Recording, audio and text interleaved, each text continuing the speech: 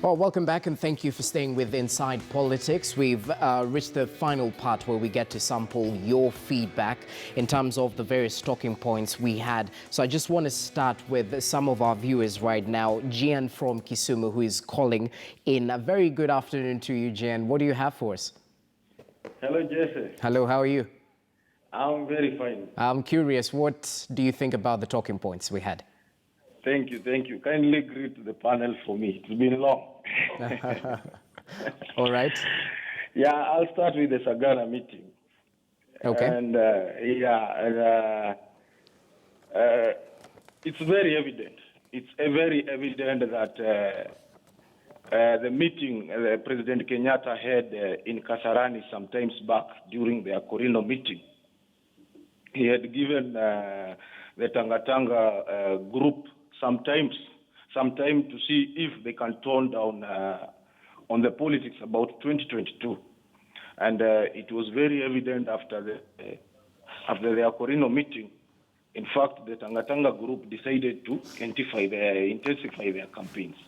Now, we see a very tactful president who on that occasion decided to contradict his deputy by saying the Kibra election were largely peaceful. This is an exact opposite on what the deputy president has been talking lately on Twitter. In fact, at this very moment, the deputy president has also tweeted talking on the same issue about Kibra, but this time again also attacking the media. I think you'll have to look at that at your own time. Now, again, what comes from the Ghana meeting is about the speakers in that meeting. Some of the guys who were even elevated were some former leaders, people who are not elected. They were elevated to the levels of even taking care of the BBI issues in Central Province. No, the elevation will not go well with Tangatanga. But what we have to take home, as Dismas and others have said about the Sagana meeting, is about our politics. Our politics is ethnic. That one we cannot run away from. And that's why even the Kibra by-election, we even coined the narrative that it was somebody's. That is a fact. And even the Sagana meeting was just an of what Uhuru was trying to do. It was just an indirect message or a direct message sent to the people who have decided to go against his wish. And you can see he even sold the BBI narrative. Let me quickly go to what is happening in Nairobi. Briefly, Gian, okay? Yeah. Let me talk about what is happening in Nairobi. And Karoli has put it very well. Nairobi is a county that is run by cartels and mafias. And these Guyo, Sonko frauds and fights, these are just two cartels fighting. One has decided to put the other one out of the game, and the only thing that Guyo can come up is now to bring out the bad what they have been doing. And like Karoli has said, it is time the party leader tried to reign on the county and the leadership wrangles in the Nairobi county. But unfortunately, again, politically, if he decides to Sonko in his own right is also an asset in Jubilee politics. And that's why you can see Sonko can go to an extent of even threatening the ECC building. Okay, Jen, many thanks. We do appreciate your sentiments right there, highlighting some of the key talking points we were fronting. Let's cross over to Meru County right now. Daniel is on the line, as I understand. Daniel, good afternoon. What do you say? Good afternoon. How are you? I'm very fine, thank you. How are you? I'm fine. All right. First of all, as I spoke from Kenya, we are very happy not because the people who are doing the work of people and being alive. Okay, first of all, I want to say that there was no sarcasm in that because the president was just for the base, so some people were thinking really for the best. Remember, the Kenya program is very important in the Kenyan politics. So people do not get it. When I see people like in person who was really there to bring president towards the president. People, even We seem to have a quality issue with connecting with Daniel right there from Meru, but we do appreciate his sentiments, even as we want to talk to Joshua Mutinda from Kirinyaga. Joshua, how are you? Good afternoon. Good afternoon, Jesse, Yes. and good afternoon to the panel. Right to the topic of the day now. On the Sagana meeting, I feel that the president achieved what he intended to achieve in that particular meeting. And his main purpose of that meeting was, number one, to show who is boss. Number two, we must call out for what our leaders are, especially in Mount Kenya. I think what we are experiencing in Mount Kenya is not necessarily economic marginalization, but intellectual marginalization. I get very surprised, Jesse, when I see the same leaders who are in the front line telling the country to re-elect and to vote Jubilee back into office in 2017, now coming out to tell us that the Jubilee government has wrecked the economy of this country.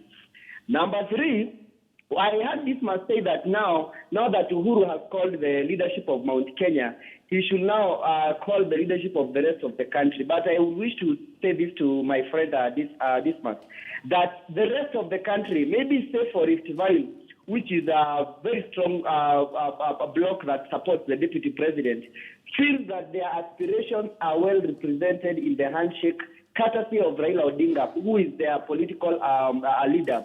Now, to the violence, to the Kibera issue. Now, when I hear people from the Jubilee side saying that Kibera election was marred with violence, I wish to very quickly hasten to tell them that violence is not just the physical aspect of it. When you bribe voters in order to influence the results and the outcome of an election, you violate the basic rights and the constitutional rights of those people to vote willingly and to choose candidates that they wish to have. So when I saw the Jubilee side of the competition, starting off with violence, a lot of insults, I wish to remind them that when you choose the path of vengeance, you should always dig two graves. And to the Nairobi issue, Jesse, I saw Guyo coming out and calling for a presser saying that Sonko is corrupt and that he's been stealing county money. Did it need to take an out of Guyo to come and tell us that the funds of Nairobi County has been pilfered by the same government that is supposed to serve the people? Guyo should be arrested. He should be an accomplice to the crime, and I would wish that the Nairobi government is dissolved. Unfortunately, when we call out for the government of Jubilee, the president and the deputy president to reign on the Nairobi government, I really wonder what story do they have? Yes, they themselves as the Jubilee government are taking this country to the grave. I think those are my views, Jesse, and I'm very grateful. Thank you very much. Joshua, it's always a pleasure. Thank you so much for your contribution on Inside Politics. Of course, just picking up on what we were talking about. And Dismas Mukua, before we actually got to sample some of our viewers' feedback, we were talking about Nairobi County as it is. I'd be curious, just your take on the leadership as it is and the wrangles that are facing.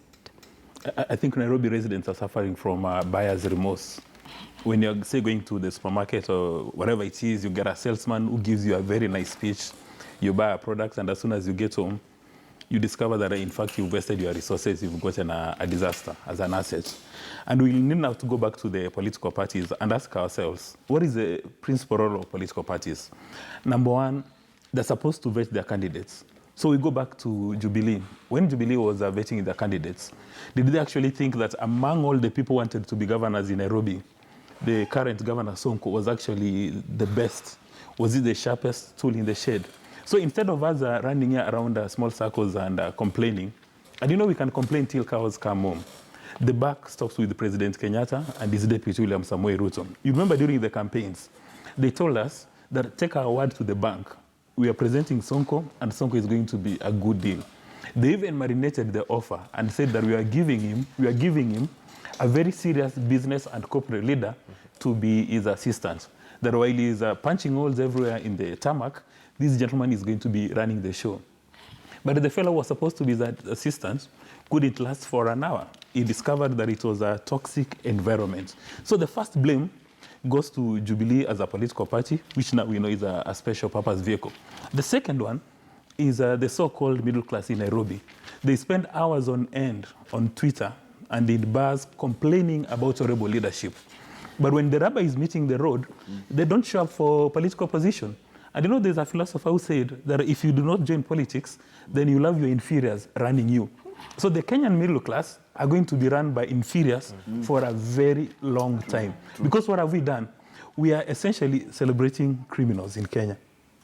If you go steal somebody's cow, and for some reason your fingerprints are not available, then you become a hero, then you're going to be elected into political office. While serious people, like the panelists here, they will not run for MCA, they will not run for MP, they will not even run for governor. Instead, what they're going to do, because they're prominent businessmen, they're going to hedge.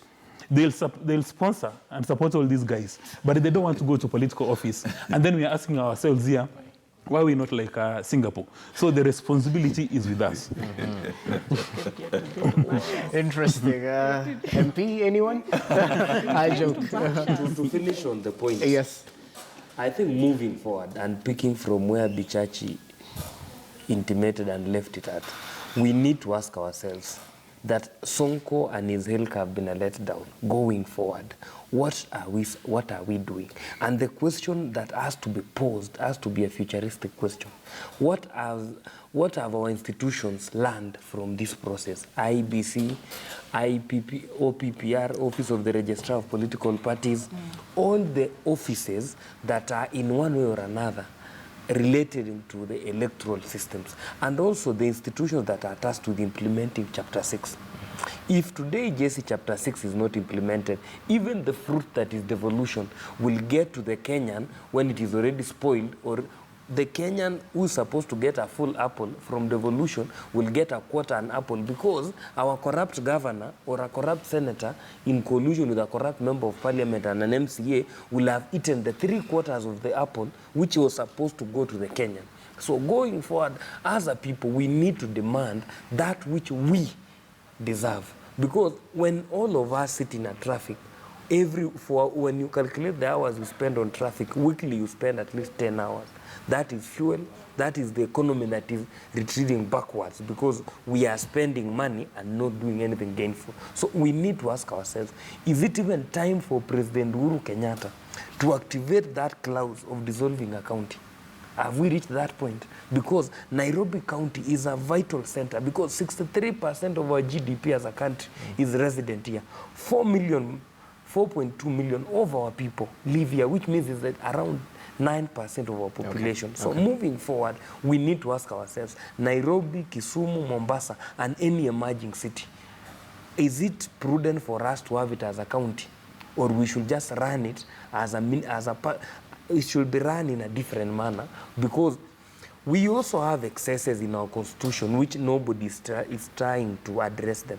One is the excess that Senate as it is might not have capacity to help some of these counties. Two, we elected county assemblies with titles, but the people who came there are councillors. So the thinking is not in tandem with the title. So we have that problem. Going forward, will somebody come up with a constitutional amendment that will right this wrong? Or will we have just a moment, a Damascus moment as a country, and realize that the big thing that we are losing out is not in the corruption that people steal. It is in the local leaders who steal our opportunities. Leadership, politics of populism, so much. Your final take as we conclude. I think also, just going back to what he's talking about, what the Senate has actually done.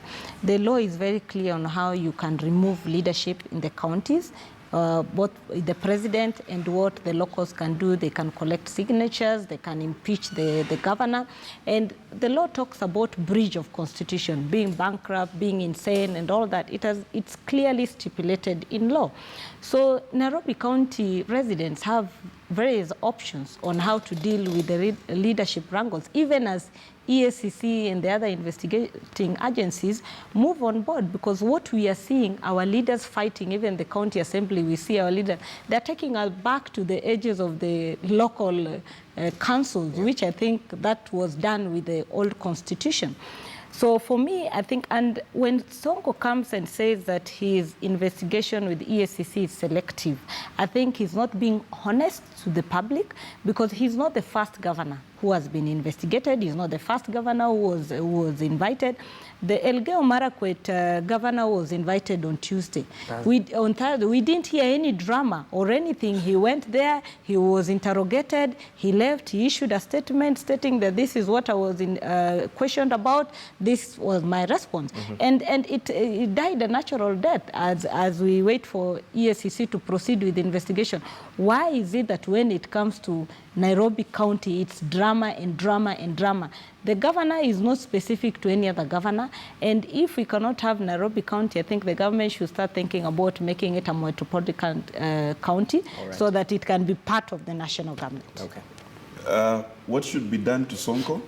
Impeach him, arrest him, run him out of town, revoke his passport, anything. That, anything that can be done. In fact, we will defend Miguna to come back more than we would defend Sonko to be sent away.